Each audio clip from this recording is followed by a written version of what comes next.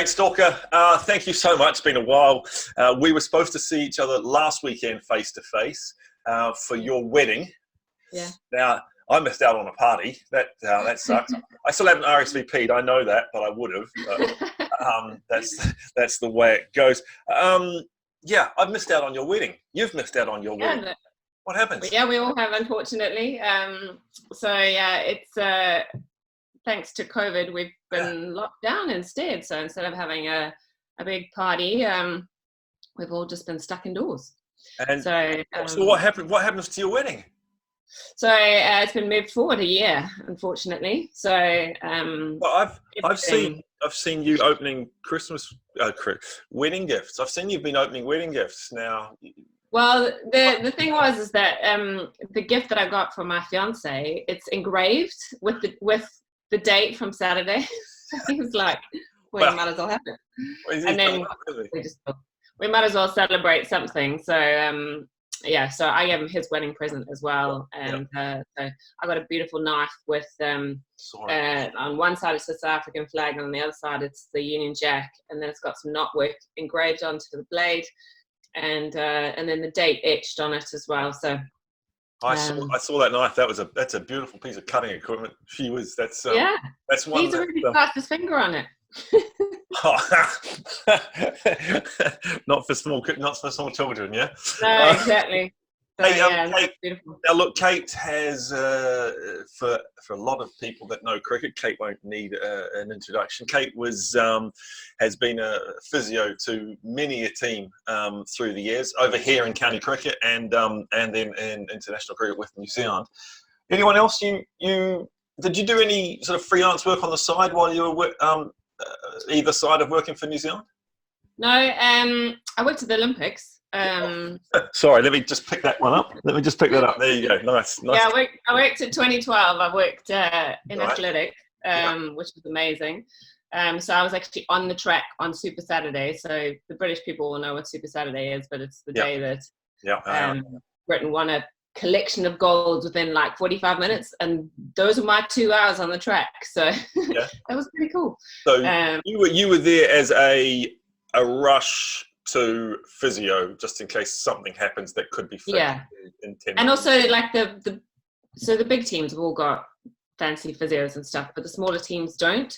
So like I treated the 4x400 meter boys who won the gold in the Olympics, but they were from the Bahamas, and so they all train in America, and they've all got every program under the sun in America. But when it came to coming to the Olympics, they had no physio support, so they just got to go into the mosh pit and hope for the best. So do you put your name into a list there, and are you a volunteer or are you a worker? You're a volunteer, so there were 2,000 people that applied, and 200 physios. Yeah, 2,000 physios applied and 200 physios got picked. Wow. So I literally had a 2.5 hour interview. It was brutal. For 2 hours on the track? No, so I did 2 weeks, but you only get to go on the track in rotations, and my rotation happened to be those magical 2 hours. That evening, that Saturday evening. There was Mo Farah, there was the long jumper. Greg Rutherford. What else? And there was heptathlete. Yeah. And they will come back to me in a second. They're not our countrymen. It's fine. We don't have to remember those things. It's just the country we live in. You have lived in a few countries. You first got out of South Africa, or when you left, if you like, to see the big wide world. You came here, didn't you? You came to the UK. Was that your first? Yeah, I lived in Scotland for 6 months. I really wanted to stay in Scotland. My dad's Scottish. I used to do Highland dancing. That's where you get the twinkle toed run when you head out into the middle. You got from the other. Oh, there it is. That explains that. Yeah. So I wanted to dance lots. I wanted to be fully involved up there, but I wasn't finding any work that I was enjoying. Yeah. And a mate of mine was doing his master's at Nottingham Uni with the lead physio at Dobbs Cricket was one of his lecturers, a guy called Craig Ranson, who in the physio world is like a proper gun. Craig, I know Craig. Yeah. And he's a legend. And so he Craig said that he was looking for a second team physio at Derbyshire. Did anyone know anyone? And so Simon rang me, said, I think you'll love this job. And I was like, no, I want to stay in Scotland. I'm going to stay in Scotland. It'll be amazing. I'm living in Edinburgh. I'm living the dream. And he's like, yeah, but you hate your life and your job and stuff. So living in Edinburgh is a dream. Living in Edinburgh is a dream. That's one of the best cities in the world. Underrated by miles. It's fabulous. Yeah.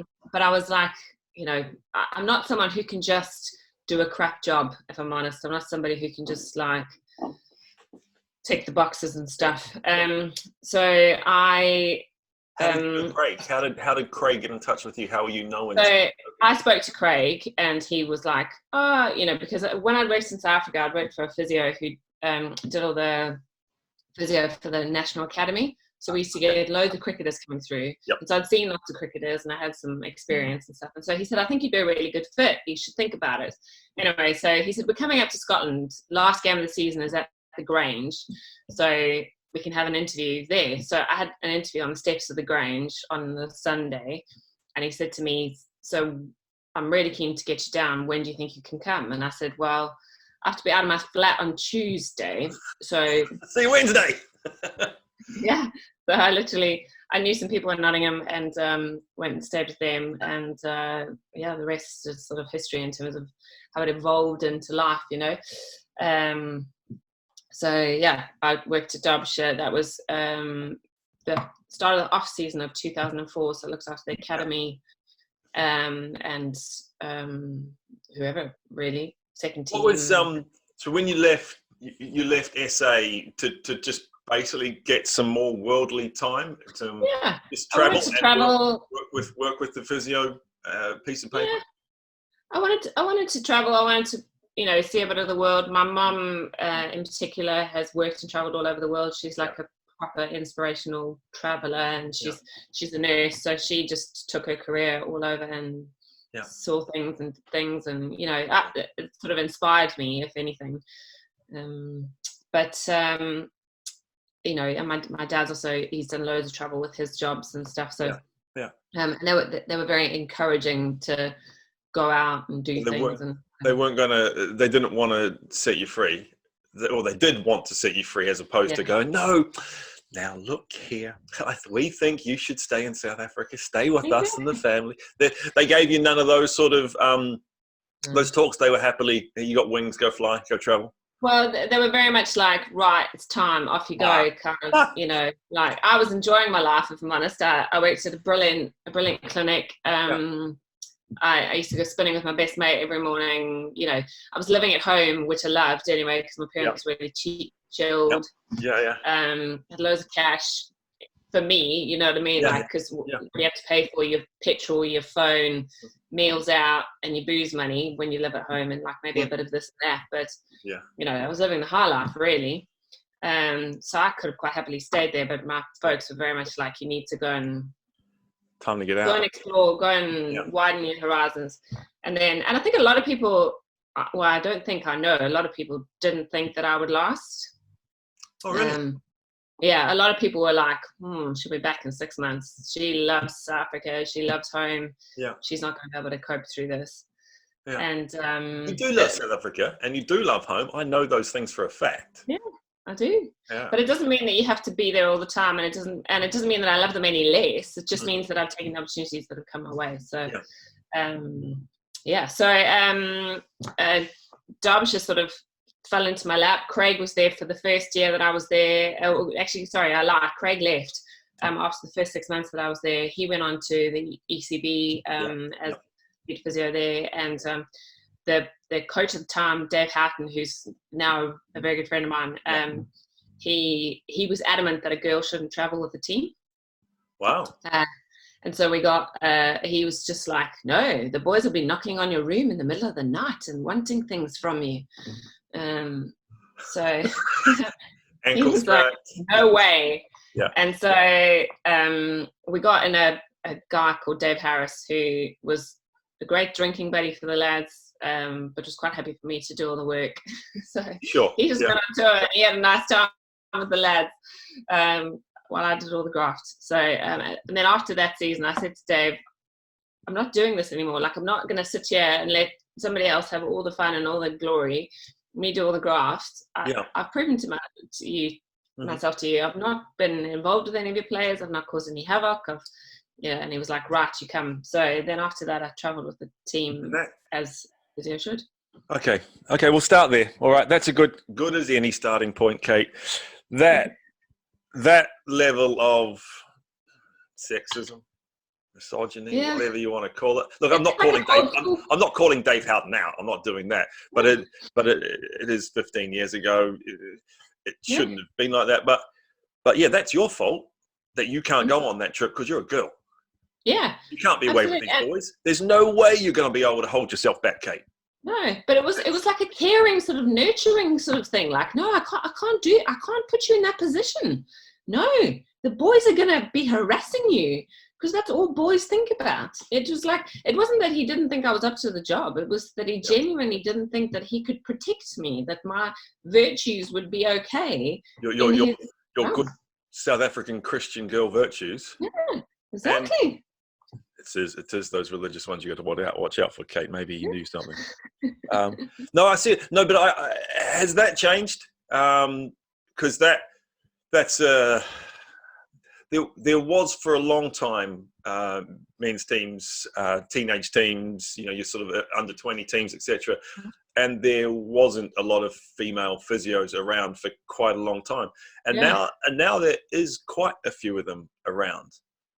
Do you think it's changed, or do you think we in sport have got a better idea of actually what you do offer as a female? I think it is changing a little bit, but equally, like, it's a tough environment for a girl, and I'm not, I enjoyed it a lot, but emotionally it's very difficult, and I'm not sure I would recommend it to that many women either, if I'm perfectly honest with you.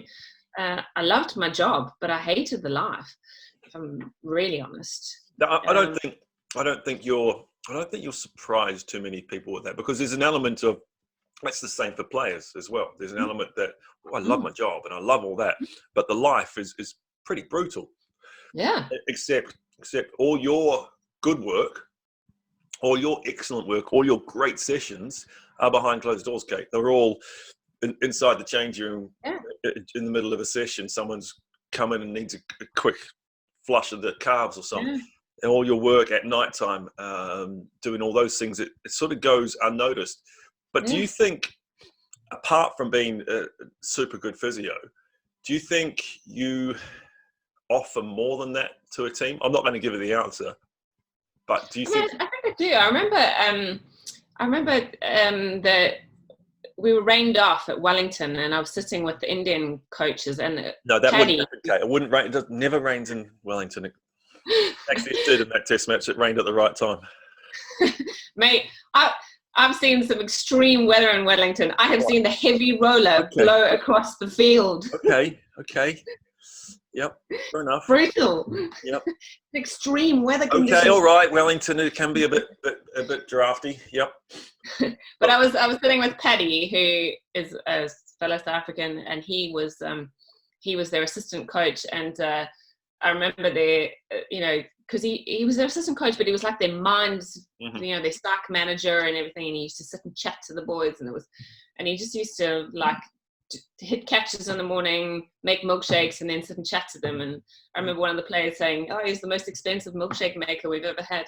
But Paddy's very smart. He's all over LinkedIn and stuff with these amazing mental training programs. So that's no slice from Paddy. But he was like just chatting away to me. And he said to me, "I'm so sorry." He said, "I'm just craving your female energy." And he's like, "I know that sounds really like woo-woo and stuff, but he's like, when you're in a man's team like this, all you do is spend time with men, and the male energy is completely different." So he said, like, the boys in your team must just like suck you dry of all your energy. And it was like a bit of a floaty sort of way of explaining it. But, I know that definitely, like, as a female, I see things differently. I have a different perspective, Like people would go, "Oh, I've lost my gloves," and I'd be like, "They're left by the nets on the right-hand side," because it's just there's just peripheral stuff going on all the time. I just know what's going on. I've not seen my shoes; they're over there by the table. and you notice when people are down. You notice when things are happening in people's lives. I think that role is underrated. While you almost take this from me, and this is things that I've discussed with teammates as well, is that you're there to be a damn good physio. You're there to keep us out on the park. But when we come to you at night time for a rub or an injury or whatever it is, you're the career advisor, you're the counselor, you're the listener, and it is, and you are good at gauging how much to input in terms of asking questions and then or just getting on with it given the response. I think there's way more to that physio's job than you're a carer.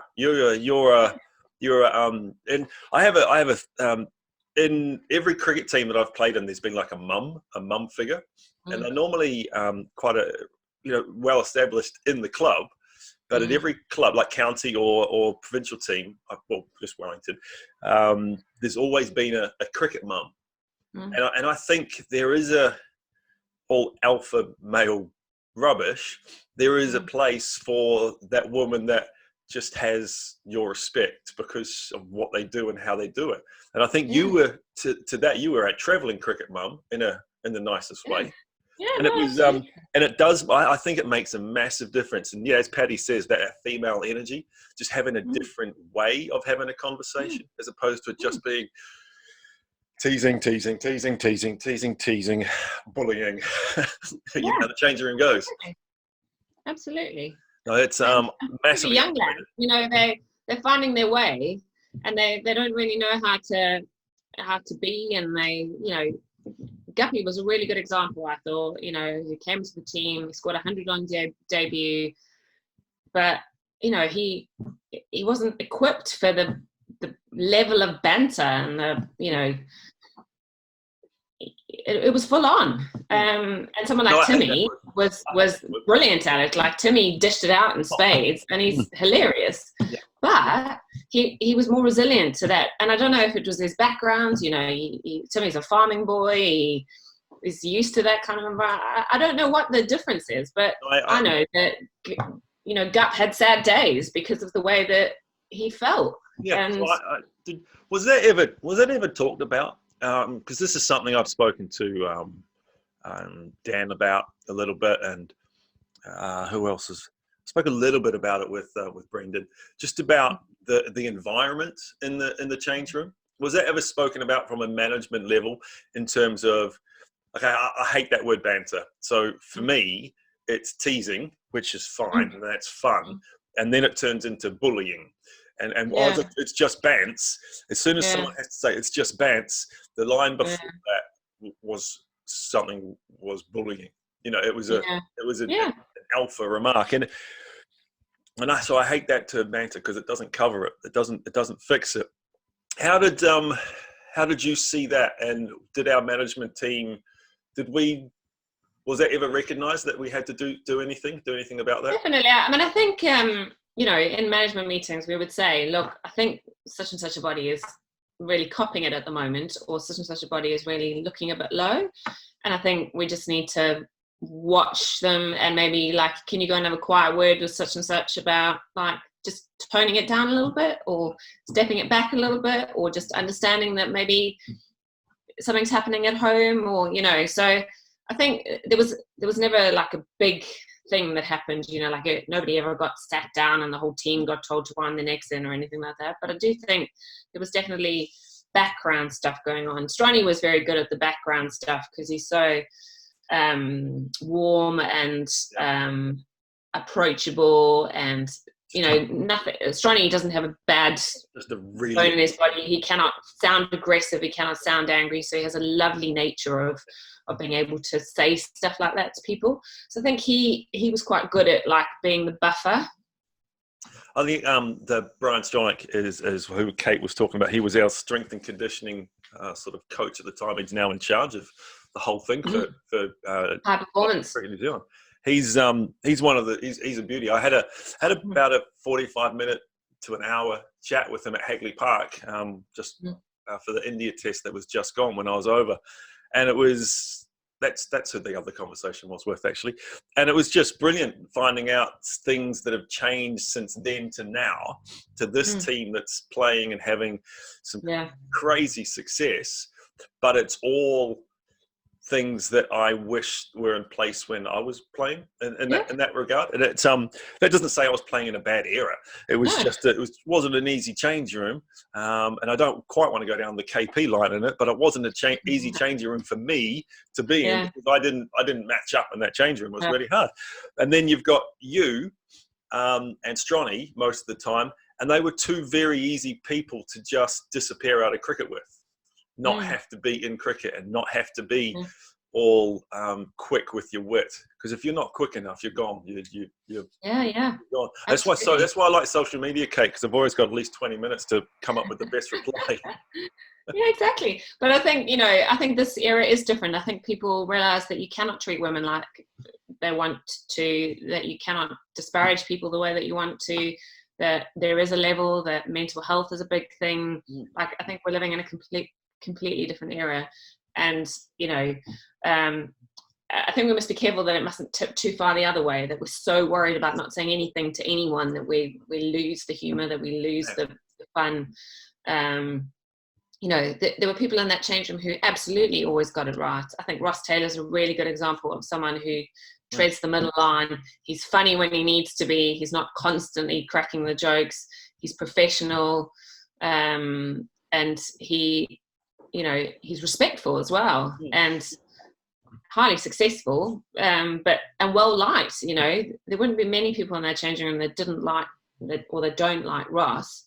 And so I think he did quite a good job of balancing the two. I don't know, maybe he ran with the wolves and hunted with the hounds, but he sort of like managed to balance that out. And I think he's just an exceptional person. And I absolutely think kids has been the best thing for his game, which is cool, because I think pre-kids, I don't think we're giving away too much here. Ross was very, very superstitious. Had to have so many different things lined up to then go and have success. And it was some of the superstitions were unhealthy. They were unhealthy in like not seeing the physio. Like not seeing the physio, like not eating breakfast on a batting day. There were these, and then almost having full body cramps at the end of scoring 100 in Napier. Like there were so many things about Ross that were just a little bit, hey, okay, but cuckoo in a you doing what you have to do for success, whatever, that's your structure, that's your routine, but that's cuckoo. And now with kids, he's just like, pick up a bat, go and play cricket. And that having that switch off time for him, I think has been massively important to get his cricket. So he's spending less time thinking about cricket, which is again why I think it's awesome to have another voice in a change room, a female perspective or whatever. It's another voice to escape from cricket.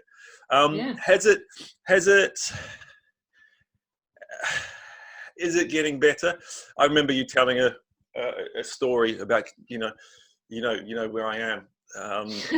Someone gets out of a lift. One player gets out of a lift, and they say, where I am if you need me, sort of thing. Has it changed much? Because that was in some ways that was inappropriate, that comment, and then you must have a laugh at it as well. But it's still inappropriate. Yeah. If that it is inappropriate, but how has it changed? Has it changed? Is it easier for a female to just go and do her physio duties now? I think I think it also depends on your demeanor. Like Fran is now the physio doc. She's doing a great job. But she's very much one of the lads. Like, she talks about football. She's a massive Leeds fan. She's just definitely one of the boys. Whereas I think I tried to be one of the boys as much as I could, but I also had my own stuff that I enjoyed and was interested in, and I liked having nice hair and putting makeup on and all that stuff. So I was sort of like trying to cross two lines, really. I think, there's a cultural thing there as well. So, there's always going to be banter, and that is banter from the Caribbeans. that's a cultural thing. It's rude not to, as far as they're concerned. They're not appreciative of women walking by. They're actually being rude.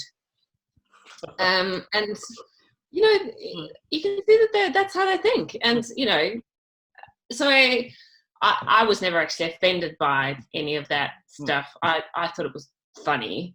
Flattering to me. He could say that to me. But you know, and I'm resilient with stuff like that, and I think you have to have an appreciation that you are in a male environment, and there is going to be chat. It's just how far that chat goes and how offensive the chat is. I think. Did you come within many situations where you just thought, no, that's too far, that's not right, and did you have a voice to be able to voice it if anything happened? Yeah, absolutely. I mean, I think there were a couple of instances where like people tried to shock me, and I didn't react. And then because I didn't react, nothing really happened after that. And I think it's how you handle it. So if I had made a big song and dance about it, I think it would have stood me in far worse ground than if I just did what I did and kind of like went, oh, that's interesting, isn't it? Oh, look at that. No, but it is a hard place to be in, a changing room. I'm gonna run on that shocked front because I think I know what you're talking about. But it is a tough place in a changing room when there's 15 players, a few extras, a couple of extra coaches, and some management, and then there's you, and there are a lot of things going on in a change room that should happen in a change room, and it just so happens that our physio is Kate, and there's another naked man walking to the shower. There's another naked man just sitting there. How is that you kind of just block it out, but it's still awkward? Yeah. How do you it's a bit like patience, you know, like if I lie someone down and I want to have a look at their glute, I just pull the shorts down and you know, expose it. And I just the more I don't know, I've always been like one of those people that the more fuss you make around something, the more of a thing it is. So like if somebody stripped off their jocks in front of me, I just like, either if I was talking to them, I just really look high. Or if I could, I would just look away and just carry on, you know. Like I made a big thing about not trying to look at, you know, I was just like head down, crack on, you know, just keep your eyes to yourself kind of vibe. But guys are dicks though, guys are dicks, and guys are always going to do dickish things, but that then enters the realm of, you know, in a harassment way, it could be seen as in some situations. Did it ever feel like that? No, definitely not. Certainly not with the New Zealand boys. I think, you know, in that senior team that I came into with like Jacob, Daniel, Baz, that level of humor actually isn't funny for them. Yeah. Bondi, you know, none of them actually thought that harassing the female physio would be funny at all. Yeah. That's not their humor type, you know, thankfully. So, you know, they always try to towel, they always try to sort of cover it up. They, you know, Dan was always very respectful, and you know, I think he set the tone. Baz was the same, you know. All of them were just, that wasn't their level of humor, and they, you know, they tease me about loads of other things, but certainly not. They tease you about your running technique and things like that. My running technique, where my pink scissors. Blowing out a calf when you're running on to get someone. Yeah. Slipping off a dislocated finger twice before you finally got the thing in. Well, that's because she was shouting at me so much. I wasn't. What's the energy toll like? You mentioned it. You mentioned it a little bit ago about you're on tour, which basically, when you're on tour, and this is probably a lot of people don't realize, you're almost first on duty and last one finished, because you'll do before we leave the hotel. There'll be some injuries, or there'll be some strapping up, and maybe a little bit of injury treatment, some preconditioning with someone, and then you're at the ground. There'll be some more strapping and some more. I need some tape. I need this and that. And you're floating around everywhere. Come we're out on the park, that's when it gets a little bit quiet and you can do a little bit of your catch-up homework, your notebook stuff. But when we get back to the hotel, you're busy, ice baths and recoveries and things like that. How do you get enough sleep, and how do you, where's your outlet? Where do you go for? One of the things that we would come to you for is to have an outlet. What was your outlet?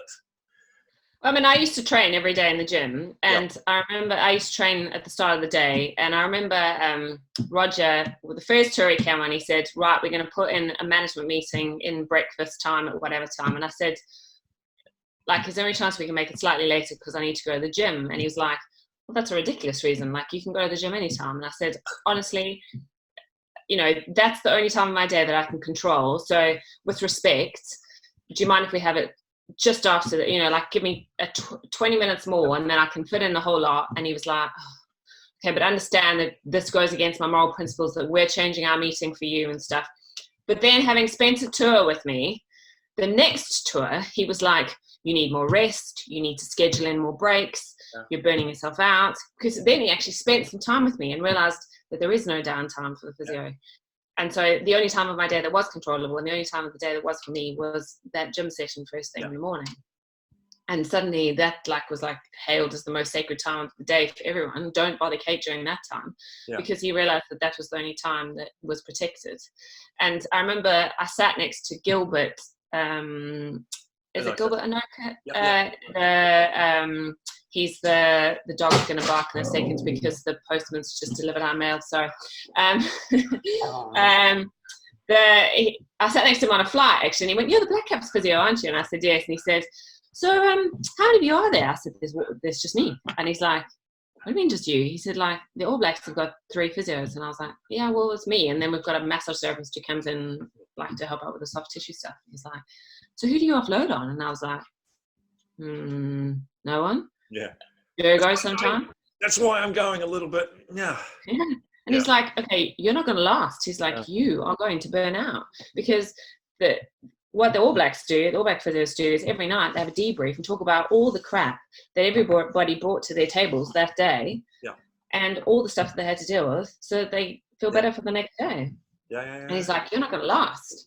And I did think that was really interesting, because there certainly wasn't that in place. And now you see the BlackCap physios rotating on tours. So it's not the same person all the time, which I think is good, you know. It gives them a break, it gives them some perspective, it gives them some normal patience in between. I know when you used to finish a tour, even towards the end of tour, we knew we could wind you up a little bit quicker than at the start of the tour. And I say that just because boys are dicks and we tease people, and it is supposed to be harmless fun. And I remember being in Sydney and we were teasing you about your laptop, your desktop, because it was that big. Have you got your desktop with you? Because it was it was a monster laptop. And that actually got to you, and it was so low level teasing what we thought, but it actually, you got quite grumpy about it numerous times. So we keep poking you because that's what people do. But it was quite obvious that it's a bit tiring. You know, there's some things catching up, and I wish I had have realized it at the time, that actually how much is on your plate and is on. I mean, on that particular plate, I was trying to do my my application. I just finished my masters and I was doing my application. So I finished my masters on the Friday, and I started with you lot on the Monday. And then I had to do my application for the physio board in New Zealand, which I wrote 22,000 words in 3 weeks while working with the team. So I was like test matches all day, working all night on my desktop. I did have this massive Sony Vaio that it was huge. But it was never meant to be for traveling around. But what was it? And the irony of it was I bought a smaller one that then blew up on tour in Sri Lanka, so then I had to go back to the 6 kilos one that laptop. It was massive. It was huge. But well done on getting all that done. And so there is now a lot more in place to spread the load with it's not the role, but it is now kind of more the role of physio carer role, if that sounds kind of a bit more accurate. Yeah, no, absolutely. And you're doing all sorts of things. And some people are better at like just bouncing off the stuff. I'm an empath, so I take everything on and I, internalize stuff. And so people who are really down are really like affects me. So I did my best, but we were all different in different roles. And I was different in my Derbyshire role to my New Zealand role. And if I went into a team role again, I'm older, I'm wiser, I have other commitments. Older and wiser. And what would you put in place? What is one of the things? Okay, you've just been said yes to the black cap job, the head physio for the New Zealand cricket team. What would one thing that you would put in place that you didn't have in place then? I think, I know this sounds really weird, but I think I would distance myself a little bit more from getting involved in the players stuff. I would still be the person there to help them through whatever, but I know that like I wouldn't need, I could Skype Andy every night. I know that I wouldn't need the friendship as much. And I think when I was with the team, I needed the friendship as well. And like Jurgo and I were big mates, and we got to hang out with each other and stuff. But it was always quite sad because like Jurgo and I couldn't go out every night together because then people would assume that we were having an affair.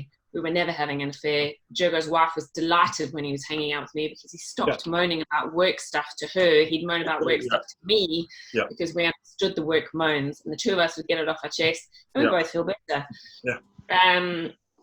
So, there was no doubt in anyone's mind in terms of his wife and stuff that anything was going on between the two of us. But it was nice. But the two of us couldn't hang out as much as probably we would have liked to because of perception. I think that's really sad. And Stronny and I were the same. I could never hang out with somebody who I felt really good friends with. Well, you're hanging out with a couple of good-looking guys, Kate. You're a good-looking girl, so people are going to talk, aren't they? No, listen. And also, Stronny used to like eat dinner at like 6 o'clock and then go to bed. So he didn't have anyone to see in the evening after the game, did he? I'd be like at 9 o'clock. Do you want to have some food? And he's like, I'm fast asleep. Go away. Okay, so how at the end of a tour, let's say it was a T20 and a couple of one-day games and 2 or 3 test matches means the team's been away for 5-6 weeks. How long would you get home for and take to kind of recover from that?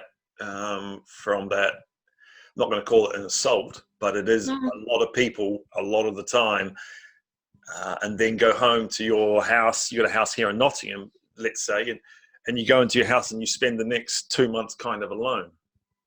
How did you? I have to say it would probably be more like, so if we're in New Zealand, if we were going to be bouncing back onto a tour, I'd stay in New Zealand with my New Zealand family, who are amazing, and I still have a lot to do with them. But it would be like the first week I'd just be wiped out, and then I'd start to be a bit more useful. And it would be like 3 weeks before I'd start to feel like I could get back in. But quite often you've only got like 2 week turnarounds between tours, and you just basically restocking your stuff to go back out again. And it's a weird feeling. Did you feel you had to have a debrief with yourself kind of thing to try and slot away some of that the baggage that comes with touring? And it's hard. Yeah, I mean, sometimes I think that I probably didn't do it well enough, particularly if we're on the bounce quickly. You just don't. You compartmentalize, and you just put it away, and you think, well, it'll be fine. But yeah, I mean, I think that's also something that can be worked on. And I think that's where the physios alternating is a good thing because they've got more time to step back and actually appraise where they're at and have a relationship with someone where you live, because that was almost impossible. It wasn't something that you talked about a lot, but I think we all understood that it's a tough life Yeah. to be Yeah. single, if you like, and then go home and be single, and then having been around so many people the whole time. Yeah, it is hard. And, you know, it's very difficult if you meet someone and you say, well, the next time I can see you is in 3 months' time, you know, and also it's very intimidating. You know, I remember I met a really nice bloke on a flight years ago, and he seemed like a nice guy. We went out on a date. He said, when can I see you again? I said, we can come to New Zealand Cricket Awards with me tomorrow night. And he's like, What? okay, and so who's going to be there? And he's like, well, because like it's a bit intimidating saying suddenly that you can come and hang out with Brendan McCullum and Dana Vittori and Jacob Borum and Ian O'Brien and, you know, all these people. You just like, wow, like talk about, you know, like girls with brothers. This is like girls with like rock star family who are going to go, who are you? You know, and that's, you know, if you've only been out with somebody once. And then otherwise it was see him in 3 or 4 months' time, and then I didn't see him again. Yeah. And then, which is fine, you know, life evolves and everything happens for a reason and all that. Right. But you're right, it's when very when a woman says it's fine, it's not fine. It's fine. No, it's not fine. No. Yeah, So, but you know, it is hard. Pardon? It is hard. It's hard to, you can't have a life. And I think it's ideally a single person's job, because it's really hard to not have you know, to leave a family behind, but it's probably emotionally better if you do have all of that support network behind you and stuff, and you've got a bit of age on your side. With physio, given that it's body systems and etc., is there a bedside manner that is sort of partly taught in terms of these are some of the jobs you may go into, and these are some of the circumstances that you'll find that going away for 6 weeks on a tour, is that ever talked about in the curriculum? Ever ways of? Not at all. That's just intuitive. That's learn, hope, pray that you're getting it right. Wow. I mean, there's books and stuff out there that you can read, but it's very much like, you know, you got to see how you fit in each environment. And, you know, I went into the Derbyshire environment because, you know, David said to me that I wasn't allowed to travel because I was a girl and stuff. And I was determined to show everyone how brilliant I was. I worked 15,000 times harder than any male physio was going to work. Yeah. And I massively burned myself out. Like I threw myself in. I didn't say no to anyone at treatment times or anything like that. I put no boundaries in whatsoever. Yeah. And I properly made a rod for my own back. And once you're in it, it's difficult to change that. Yeah. So then, you know, I did a big reflection between Derbyshire and New Zealand, knowing what I was going to change going into that job. Yeah. Definitely. And boundaries was a big part of that, in like ensuring that I could protect my times and whatever. Yeah. So now everything's changed regarding with being physio. It's now you go to one place every day. Well, not right now, but right now this is my place. You get out of bed and you go to the sporting joint. Yeah. So I've rolled down the stairs and here I am. So at the moment, yeah, but okay, at the moment a little bit weird. Is this your? This isn't going to be your first time, but it's the longest time you've been in one single place of employment. Absolutely. Yeah. Absolutely. And I do have days where I think more of the same. And, you know, that's the best bit about being on tour, is that every day is a new day, and every day has got new things and new problems and new challenges and stuff. And new bottles, new towels. Yeah, new towels. And some days you're on those, you know, you're just longing for something the same and normality and whatever. But you know, there's so many exciting things going on and the job is so dynamic, whereas this is more of samey stuff. I see a lot of people once a week, I see a lot of people once a month, but the relationships are more solid. And I still see a lot of cricketers. I love seeing cricketers. I help out occasionally with England cricket when they need people. It's only half an hour down the road. Yeah. So, that sort of varies stuff. I still like to work at events. I try and get my business out to, working at cycle events. Oh, you did a marathon just recently, did you? Didn't you? Did So we London did the Marathon? half marathon. We do all the cycle races in Derby and stuff. So, it's fun, and that reminds you how nice it is to be out and with your athletes and stuff. But also, it's nice to come home at night, and the overwhelming feeling is one of stability and niceness. And you only get to drink half the bottle of wine now because there's two of you there. Exactly. That's the worst bit, isn't it? You only get to drink half the bottle now. I'm all wine. Yeah. So you set up the sporting joint. I bought the business from a retiring physio. And you're now proprietor, owner, head physio, tax woman. IT specialist. Yeah. So how has that been? How hard has that been to learn what bills to pay, what not to pay, everything? How's that all worked out for you? I mean, to be honest, I thought the biggest thing was going to be like spreadsheets and money management and stuff. Yeah. But that once you've done it a couple of times, you could have sort of figured all that stuff out. People management is really hard because on any one day there can be something wrong with somebody's kids, dogs, horse, grandparents, car. Employees in that way. Sorry? Is that employees from a HR? So either admin staff or physios, or there's always stuff going on. Yeah. And it's my job to balance all that and how it affects the business. And I work really hard on making a nice team environment. Like it is a lovely place to work. We do have loads of bands. There isn't any nastiness. Yeah. And it's fun. It's nice. It's nice for the patients. It's quiet and chilled out, really. But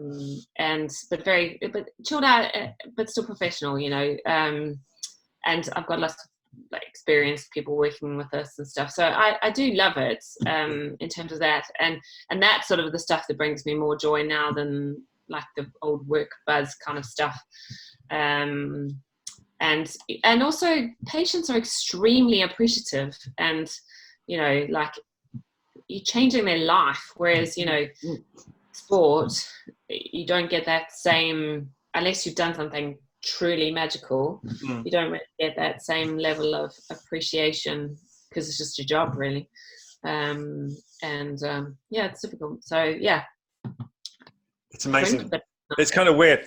I get what you're saying. I always, if I didn't, I was, because everyone will get off and say thanks to you in the team environment. But there were times where it was like I've gone above and beyond, and the thanks maybe wasn't quite the right level. I mean, I'm grateful for you, Kate. You know that. I know that. I do know that. Absolutely. And you can call them those favors whenever you need them. But I'll start the dance floor off at your wedding when we finally get your wedding going. I'll start it off and I'll wear the best clothes.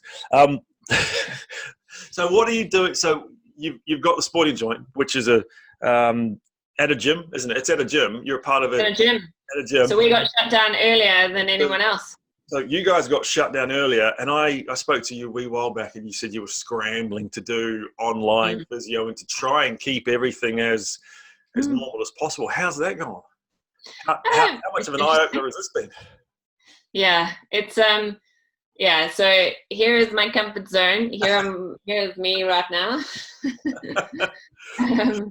So all of my consultations are like this, and I've got my mesh and my ball and my foam roller and my spiky ball and everything. And so I'm having to teach people how to do self-treatment, self-massage, whatever, foam rolling, all that stuff.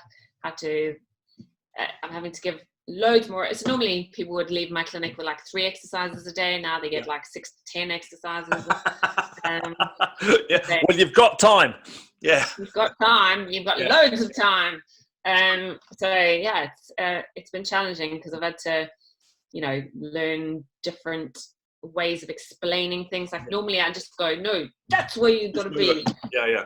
Whereas I'm like, no, lift that left shoulder a little bit. Okay. No, the other left shoulder. Yeah, exactly.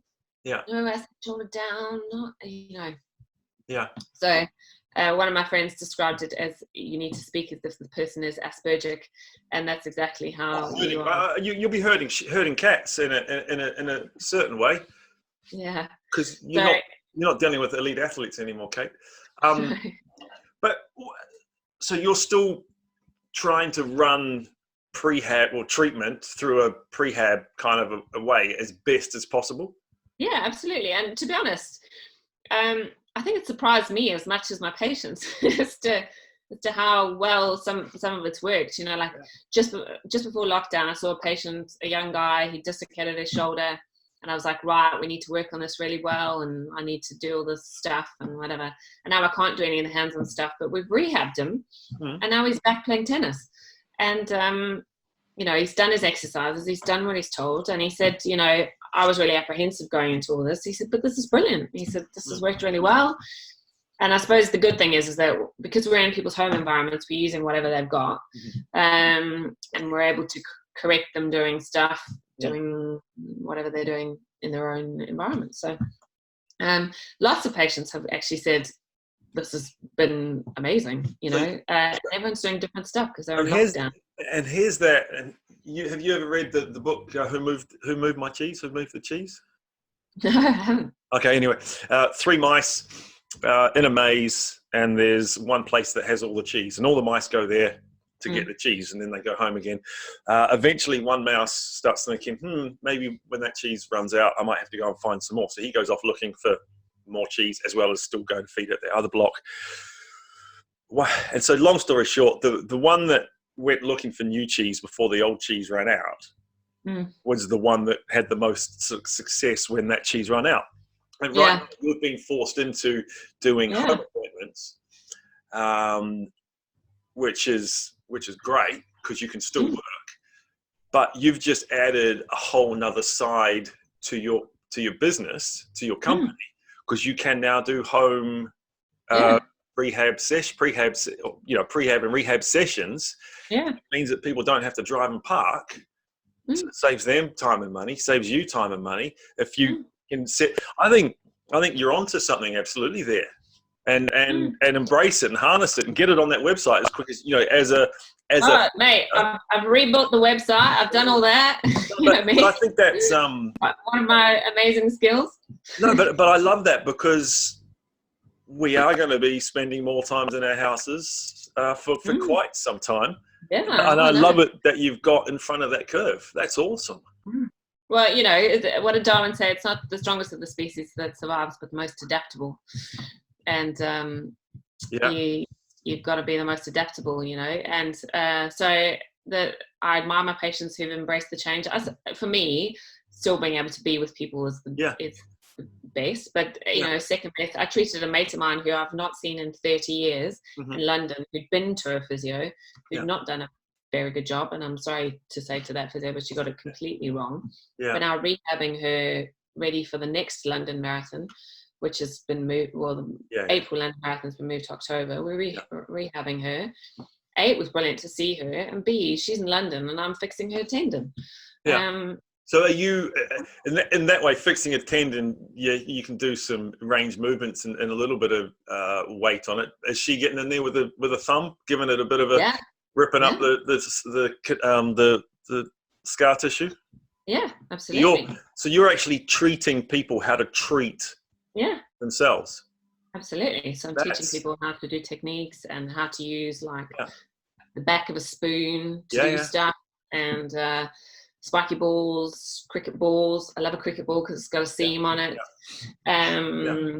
So foam rollers, whatever, loads of self-treatment stuff, and then strengthening. So tendinopathies need strengthening, appropriate loading, telling her how to appropriately load, writing that program for her. Do you think people are better at doing their exercises this way than you telling them to do the exercises and then leave the clinic and forget? Absolutely. Absolutely. I think compliance is so high right now because people don't have any choice. And they're not coming to me expecting me to fix it. They understand that they're coming to me to learn how to fix it themselves, which is how it should always be. But most people just come into the clinic, dump their bodies as if they're like leaving their car for an MOT, and then and then do your magic. I just want to lay here. Yeah, just fix me. This is a real more active participation in their rehab, which is there'll be some good self-efficacy on that too. There'll be some good bits of research that you're actually offering a service that is even better than the service you were offering before, which is that's kind of cool. I love that. I am going to put you on the spot here because this is something that is that's been worrying me a little bit. So I've done coming up 2 weeks in isolation, which means I've walked no more than 10 meters at once, and that's the furthest distance I've walked in just over 2 weeks. What am I going to do when I get out? How am I going to get my lungs back? Because I've walked nowhere for this last probably month actually, when I was still even in New Zealand. So I would get on a static bike if you've got one. I think that's really good because then you're sitting, you're more or less stable, and then you can increase your resistance, increase your time. And then, walking is always good though, and you will be able to walk. Yeah, of course. It's just going to hurt. I'm going to have sore muscles from walking, which is. I mean, you should have been doing like a little circuit around your room and. Gosh, I should have been. Yeah, should have been. Squatting, landing, squat jumping. I can't. Anyway, I can't do some. There's a now for those of us that have been sitting a lot, whether that be on a couch or sitting in a bed or sitting up in a chair, because we are doing a lot more sitting at the moment. What's something that, because we've got that lower back, like that, what's something that we could do that's just going to make it a little bit easier? Doing the push-ups and things. So bridges, anything that sort of fires up your glutes as much as you can. I've been doing the old backward planks. So lying on your back, put your arms behind you, lift your bum off the ground. It's actually my exercise of the day. If you'd like to go to my Facebook page later today. I'll put a link to your thing in the link to your. But I filmed it yesterday, so there's my exercise of the day. But anything that sort of, because everything at the moment is forward. Anything that opens you backwards is going to help. So wall angel. So no beach muscles. We've got to get the rowing machine out, get the rhomboids going. Yeah, everything's got to be pull. Yeah. Or pushing your bum up, and nothing needs to be pushing. You don't need to be doing bench press. Don't need to be closing off, hunching up. No, please don't. I'll put the beach weights away then. That's disappointing. So your wedding is postponed until next year. Next Easter, yeah. Oh, you'll just run away and get married, won't you? I don't know what we're going to do in terms of legally getting married, but I mean, it's been hard because there was lots of things planned. There was wedding in South Africa, and then honeymoon, and then massive party over here, and then Dad and I were going to do the West Highland Way together because he's 70 this year and I've just turned 40. So you're going to do the West what? Sorry, the West Highland Way, which is walking from just outside Glasgow to Fort William. So it's 100 miles, 6 days along Loch Lomond, and it's beautiful. You can probably do that in the car in about an hour 20. Sorry, It's going to be this wonderful bonding experience for Daddy and I. Yeah. And then, come home and crack on with trying for family and doing house alterations and all of that stuff. And literally, like, everything's just gone forward a year. So, there's not a lot we can do. I would say we're super locked down because Andy, my other half, is type 1 diabetic. So we're really looking out for him because he's high risk. Yeah.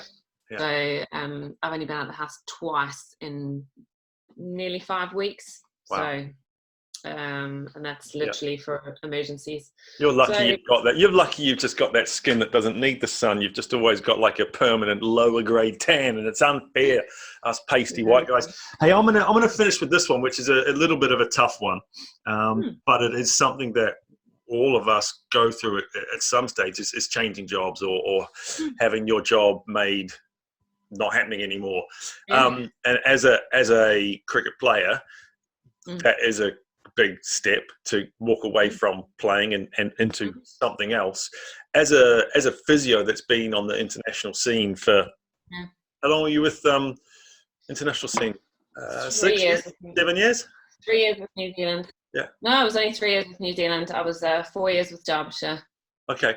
So all right. So you're a cricket physio solely for 7 odd years, and then it's like, okay, thanks, cheers. Don't call us, we'll call you. Yeah.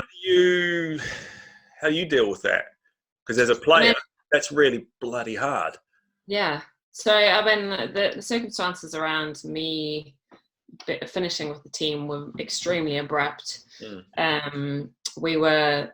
I was meant to be going on tour on Christmas Day, and my bags were packed literally because we'd only just come off tour. We'd come back from India. I had an excellent appraisal. Everything was going really well, and because you moved to these meetings, wasn't it? Yeah. Sorry. 2 days later, so on the 21st of December, Justin Vaughan rang me and he said, and because Wrighty had taken over as coach, he said Wrighty would prefer not to have you on tour. So please, can you return all your stuff to New Zealand Cricket? And he said, if you would like to terminate your contract now, you have to be out of the country in a week because you're on a work permit. However, you feel free to take a month off instead and then come back and work for New Zealand Cricket till the end of your contract, which is April. So bearing in mind that I had said goodbye to the boys in the airport in Singapore because I was flying a different route to them, and I just gone, see you in a week, lads, and then that was it. I felt like I died, I literally, like, here is my world, and somebody just gone, here, out of it. I didn't get to say goodbye to anyone. I didn't get to talk to anyone. Nothing. There was no leaving party. There's nothing. You just suddenly are gone. You are suddenly erased. And I remember Jacob Oram ringing me like half an hour after I'd just been told.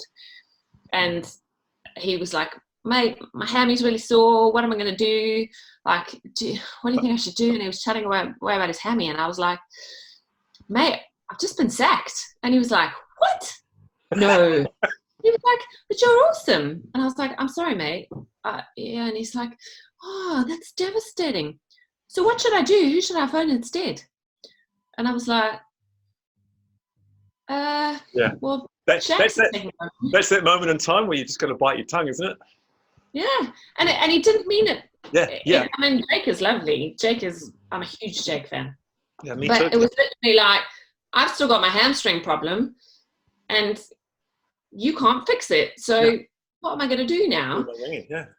So who do I ring about my hamstring problem? And, instead of being at the World Cup when in the February afterwards, I was instead in Christchurch for an earthquake. Yeah. And, the world fell down and thankfully we all survived. But, it was a devastating time for many of us. I got chicken pox immediately after the earthquake. So I was quarantined for 3 weeks. And, You're good at this stuff. Yeah. So, it was a brutal time for me. And that's completely out of the blue and without the getting to even say goodbye. And I know how much you love a hug. That's going to take a long time to get over. Yeah. And actually it was really interesting because earlier on in the year, my ladies on the front desk at the clinic said, this guy called John Wright is desperate to book in with you in your clinic. I was like, are you having a laugh? They're like, should we squeeze him in somewhere? And I was like, are you actually having a laugh? This is the man who sacked me. This is the man who literally ruined my cricket career, because after that, everyone just assumes that you've done something bad. And so he'd booked in for whatever time his next appointment was available. And so he came in and he was like, Katie, so good to see you, mate. Oh, it's so great. It's awesome. And he sat down and I was just sitting there going, I cannot actually believe we're having this conversation. And then he said, so whatever happened to you? And I was like, you sacked me, John. He was like, no, I didn't. He said, you just didn't turn up on tour, and Shax was there instead. I was like, well, no, I got told that you did not want me on tour and that you were not having me. And he was like, oh my God. He's like, you must hate me. I was like, yeah, pretty much. We're up there at the moment. There's still some grieving to go here. Yeah. Yeah. I was honestly like, you know, I know it was a very cathartic moment for me, because actually prior to that, I'd been through every conversation I'd ever had with Righty, because I thought we got on really well. I really liked him. I really liked everything about him. I liked his coaching. And I was excited to work with him. And then I didn't even get the chance. And he said that to me. He said, you know, my plan was to look at everyone before the World Cup and decide whether they fitted with me or not. And he said, I would have given you a chance had they let me. And so I don't know who was telling the lies, but he was genuinely shocked, and he kept, like, no matter what we were talking about, he kept coming back to it going, oh my God, I cannot believe that happened to you. I cannot believe that you have thought this all this time. So, yeah. So how much, okay, so so not cricket, but similarly in a job that I was loving, and had hired some great staff, and we were doing as best as we could, and then you get told that, yeah, cool, thanks, it's finished, your part's finished and you're done. Oh, that has taken me a long time to deal with, being out of the job that you were loving and having so much fun doing, and in the same for your ways. I don't know if I've still dealt with it properly or the best, and I've spent a fair bit of time through talking therapy and things like this, because it's quite an unusual situation. You don't normally just get chopped from a job that is going so good without any sort of review process. So do you reckon you still, I mean, and the word that my talking therapist used was mourning, you know, you still pine after it, and it's like, actually there is a big bit of that. So do you still have that little bit of, I know it's a long time ago now, Kate, but there must still be a little bit of, wrong word, but resentment, but you know, absolutely. Absolutely. And it still bites me every time I think about it. And it's a feeling there. And it hurts. And, you know, it was my dream job, and it got taken away from me just before a World Cup. It was everything I ever wanted to do. And I never got my chance.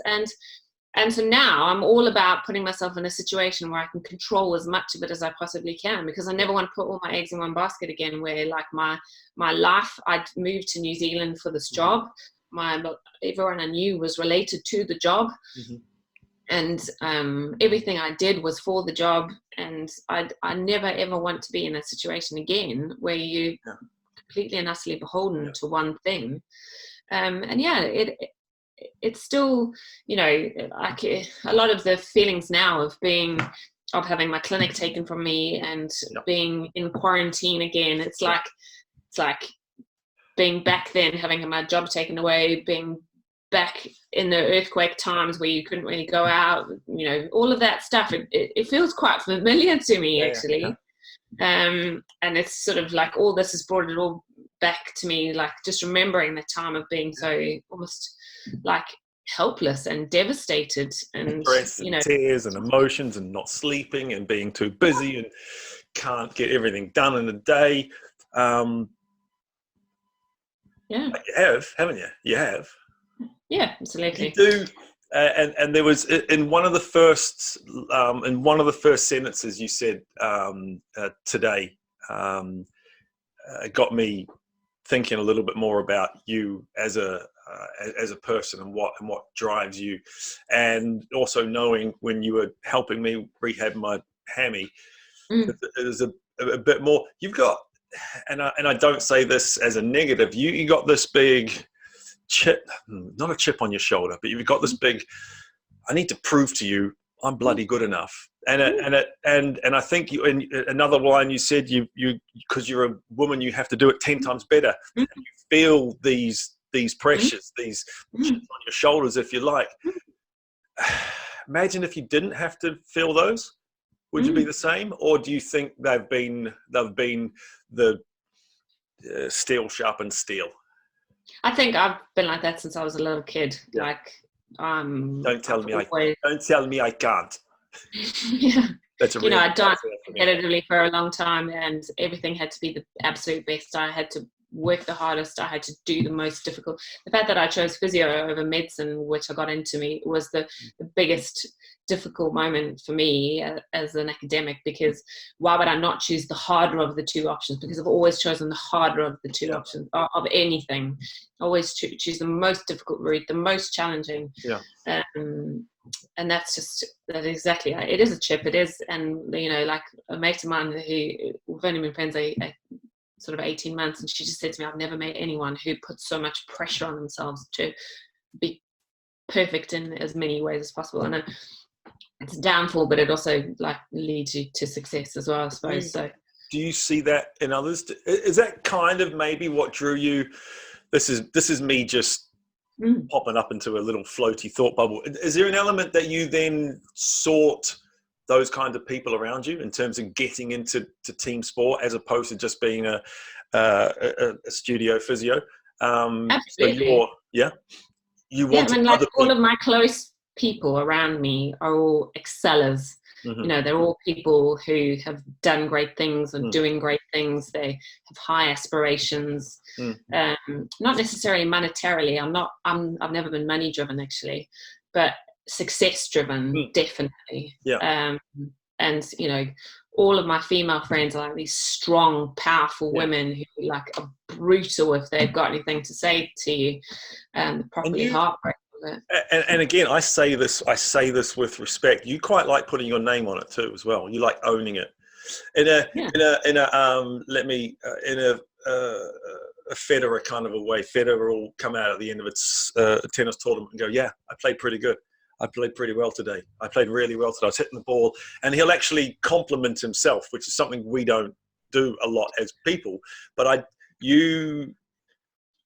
think you have that ability to compliment yourself on the back of someone getting healthier and fitter. Yeah, I mean, if somebody's done really well, I'm like, yes, we did that. We totally did that. Yeah, but and you go, we did that, as opposed to he got fit again. It's why my clinic isn't called Kate Stalker Physio, because I'm all about the we. But you, but it's like, I love team success. I love group success. I love everyone together. Part of your motivations are being involved in those we moments. Yeah. But I'd like to think I'm a leader, like I'm an example setter, and I try and like strive to go, right, folks, this is how we're doing it. Like my physios are now all trying to learn how to do the stuff online, and I'm like, come on, guys, I saw 7 people on Monday. What you need to do is this and this and this and this. We've totally got this. We've got it. We can do this. And it's not that I'm going, look at me, I'm brilliant. It's that I'm like, no, you can do this. Yeah. And that's what I love. That's what I hope that I can get across. Kate, really. I love it. I love your passion, and I will. And this, I will forever be indebted to you for trying to get my hamstring back on my ass. Well, I love working with you. So you did whatever I told you to do. So I did do everything, and it wasn't quite enough, sadly. Anyway, it was biology. Unfortunately, that's the bit we can't control. Yeah, we couldn't control the shape of the bones and how they were stuck together in the wrong positions. But that's by the by. Kate, this has been awesome. This has been really cool because it's not cricket. It's not media. It is cricket. But it's the other side, the backroom side, that you don't really matter. You just go and get them fit and run out when they got some cramp and give them a pill and run back off again. But I think hopefully there's a lot more respect. I don't think there isn't a lot of respect, but in terms of what is required, the job hours, it's not quite as glamorous as it maybe seems, eh? No. Yeah. Sweaty, smelly cricket socks and like people come into my clinic room now and go, oh, sorry, I've just been in the gym, and I'm like, usually my people have been on the field for 7 or 8 hours. You should smell them then. They're covered in filthy subcontinental red clay dirt. You were on that tour where everybody went down. Yeah. And Dan made the rule that nobody was allowed off the field to go to the toilet. So this was Sri Lanka. Second Gaul. First test, Gaul. Was the first test in Gaul? Yeah. I think the first test was in Gaul, yeah. And there was 15 on the tour, 15 players, and 9 of the starting 11 went down sick with a bug. With a bug that affected up bottom and top end. Brendan and Jesse didn't come to the ground one day. They were too poorly. Jesse was in hospital. Yeah. And we had a sub-keeper who was actually a keeper, which we weren't really supposed to do, but Sri Lanka allowed us. And it was, 9 of the 11 got sick. Marco had the whites on. Jurgo had the whites on. Like, I was next in the whites. No, I don't think we would have put you through that. For running drinks, fine. I had to run the milkshakes, Kate. But that was a weird scenario. Okay, all right. We'll so finish. We're talking about change room smells. Let's talk about that one. Yeah, that one was pretty bad. We finished bowling, if I remember rightly. It must have been day 3. We finished bowling at. You got heat stroke. No, that was in Bangladesh. That one. I got cooked in Bangladesh, but this one we came off bowling, I think about 3 o'clock in the afternoon of day 3, and I got sick about 4:30 was when I started having some trouble, tops and bottoms, and I finished with my trouble at about 6:30 in the morning. That was the last time I was either one or the other. So I managed to get it right so that I was at the ground and kind of okay. But it was it wasn't good. It's the first time I've ever seen such a group of people go down sick and real. I was the only one who didn't get sick. I had like some sort of like Florence Nightingale protection. Yeah. It's because and it was visiting everybody's rooms at 3 o'clock in the morning, handing out medicine. Yeah, and this was exactly the glamorous point. job. Exactly, you were going around the rooms at night time, distributing the hydrolytes, the drinks to keep your sugars and electrolytes up and keep hydrated. And you were the on-duty nurse doctor that night. There's just so much more that goes on that is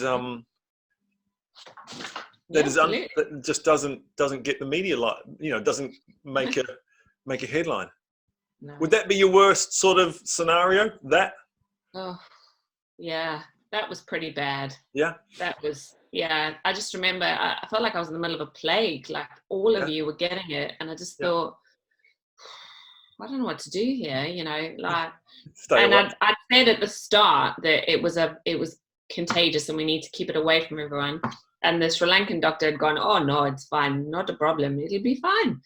And I was like, I'm telling you, Manage, this is a problem. And Manage was like, no, he said it's fine. It'll be fine. And it wasn't, was it? I know who that is, yeah. What was it food related or was it just a bug? No, it was a bug. It was a voracious bug. And, you know what you lot are like? You're always like spitting the ball.